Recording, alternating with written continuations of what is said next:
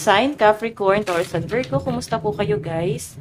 Okay, so Earth sign, tignan po natin ano ba ang inyong gabay kapalaran ngayon. Earth sign, Capricorn, Taurus, and Virgo. Gabay kapalaran po ni Earth sign.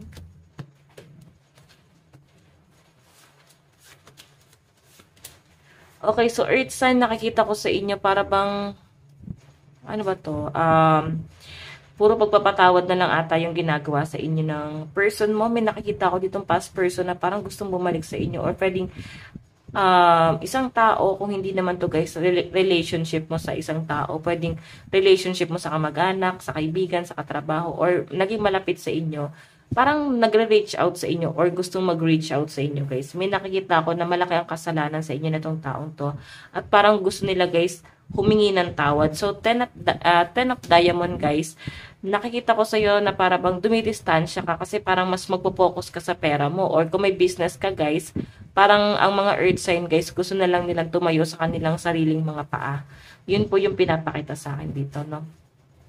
Mas nagpo-focus ka sa sarili mo, earth sign. So, para bang ayaw mo masyado ng stress. Gusto mo na, guys, ng kapayapaan. And kung sino man to, guys, past person na parang gustong bumalik sa inyo, baka nilagay ka sa third party guys, matindi yung ginawang kasalanan sa inyo na ng taong to, napatawad nyo naman na, pero ang pinapakita kasi sa akin guys, maaring yung family na tong person na to, yung nagiging problema nyo naman guys, no? Mukhang hindi nyo guys nakasundo yung pamilya ng person mo.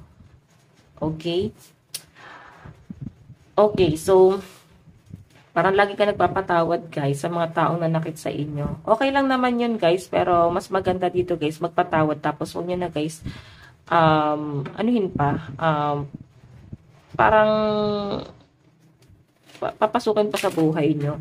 Tama na yung napatawad nyo lang sila guys. Okay? Kasi baka mas matindi pa dyan ang gawin. Sige. Pero nasa inyo yan guys, pakiramdaman nyo, no? Okay? Lalo na kung nilagay ka sa third party na tong person na to. Iba sa inyo guys, baka ikaw mismo yung third party or baka ikaw yung may third party. Iba sa inyo guys, competition, parang may competitive, ayan, English na lang natin kasi ang hirap sa Tagalog, ibig kasi. So, maaring may, parang may kakompetensya ka ata sa business mo, medyo nape-pressure ang mga earth sign. Or pwedeng hindi siya guys nagiging okay ngayon lalo na sa panahon nag-uulan-ulan. Baka naapektuhan yung inyong hanap buhay. Okay, so tingnan pa natin additional message po ni Earth sign. Meron po tayong justice. Okay, so meron tayo guys gift. Ayan, mukhang meron kang marireceive na hustisya or maaring good karma na paparating po sa mga Earth sign. Okay, meron tayo guys protest. Ayan. Diba? Yung iba sa inyo guys, meron ka bang pinaglaban dito? Sustento ng anak. Pwede naman guys na custody ng anak nyo. Or pwedeng sa marriage, kung kayo guys ay, magde-divorce ng person mo. Kasi mukhang hindi na guys nagkakasundo. Ayan, mukhang papanig na sa inyo guys na papabor sa iyo ang hustisya. Okay, may nakikita ko guys, may approval, something approval, baka sa visa or sa trabaho or kung ano man to guys, inaantay nyo guys na maaprubahan. Okay, so ang lucky number nyo guys, 11, 36, and 51. Tignan pa natin.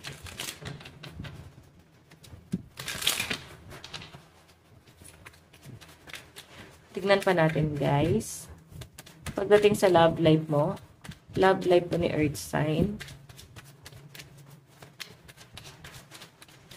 Okay, so guys, meron tayong Page of Pentacles. Bago tong nakikita ko guys, mukhang yung iba sa inyo, mas focus ka talaga sa pera mo. Or maaring ikaw, nadadoubt ka dito sa past person na bumabalik. Kasi baka parang feeling mo iba yung intention. Or ano ba intention sa inyo na tong taong to? Ganun yung nasa sense ko eh. Ayan, lalo na guys, kung nilagay ka sa third party guys, no? Ano ba intention niya? Bakit siya bumabalik sa inyo? Nandun ka sa point na yon. And sa pinapakita sa akin, Earth sign, 9 of Pentacles kasi, stable ka eh, sa pera.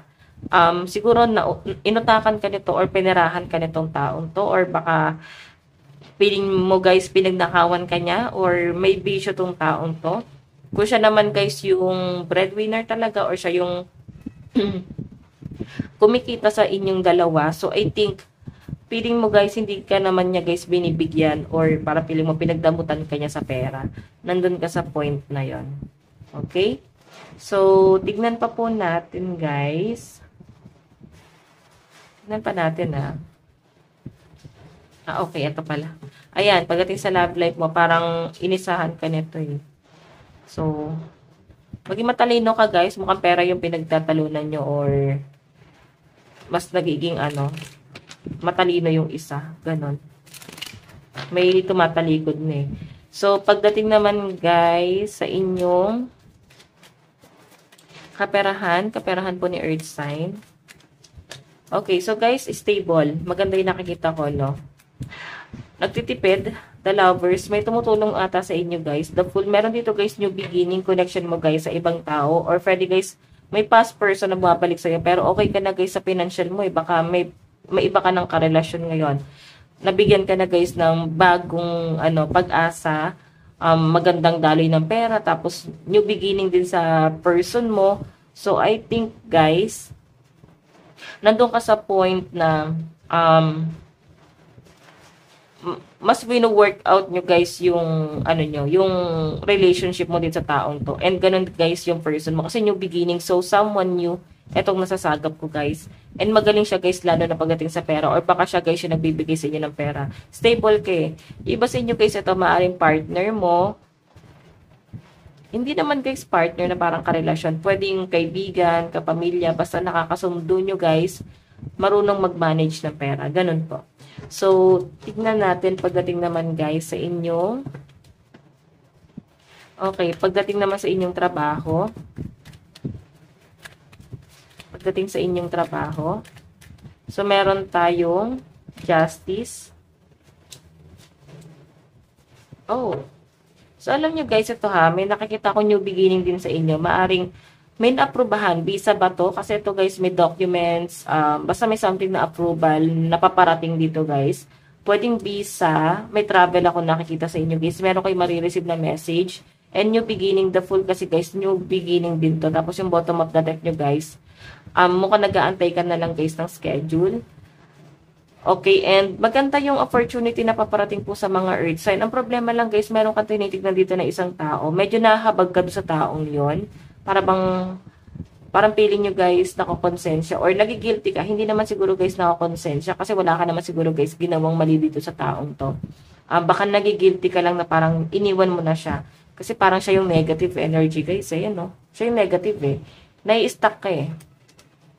So, pag alam nyo, guys, na negative yung isang tao, hindi naman dapat siguro, kung hindi nyo, guys, kayang iwanan, dumistansya na lang para hindi nyo, guys, ma-absorb yung negative energy nun. Or tulungan nyo, guys, kung paano sila mag-cleanse. Okay, para ma-release lang nila, guys, yung negative energy. So, tignan natin, guys, pagdating naman po sa inyong pamilya, pagdating sa pamilya, spirit guide, meron po tayong judgment. Meron tayong the tower. So, may ending. May pamilya siguro kayo, guys, ng person mo at mukhang natapos din yon. Ayan. May mga, dito, guys, single parent. Okay, yung iba sa inyo, guys, mas nagiging matalino ka ngayon. Lalo na, hindi lang, guys, do sa person mo na may pamilya ka. Pati, guys, sa pamilya mo. Mismo, magulang mo, mga kapatid mo. Mas nagiging matalino ka ngayon dahil sa mga naranasan mo sa buhay. Grabe yung paghihirap na parang pinagdaanan nyo, guys, sa buhay. Okay? So, kaya siguro, guys, nagiging matalino ka na ganito eh. Dahil sa mga pinagdaanan mo sa buhay. Tignan po natin. Okay. Advice ni Earth sign. Meron po tayong expectation. Don't seek anyone's approval. Diba? So, alam nyo, guys, ito kasi, guys, may mga taong antaas ng expectation sa inyo. Kasi, alam nila na may opportunity or may magandang mangyayari sa future mo. So, maraming dumedepende sa inyo. Lalo na yung person mo, pwedeng past person, yung naghahabol sa inyo kasi nakadepende pa rin sila sa inyo. So, ang taas ng expectation sa inyo na tong taon to. So, sinasabi nga rito, Earth sign, huwag kang magpa-control sa ibang tao. Gawin mo yung bagay na gusto mo para sa sarili mo. Okay? Kung saan ka mas masaya, yun yung gawin mo. Okay, so Earth sign, nasabi ko na ba ang lucky number mo is 11, 36, and 51. Ito lang pong inyong reading. Maraming salamat po. Bye-bye po.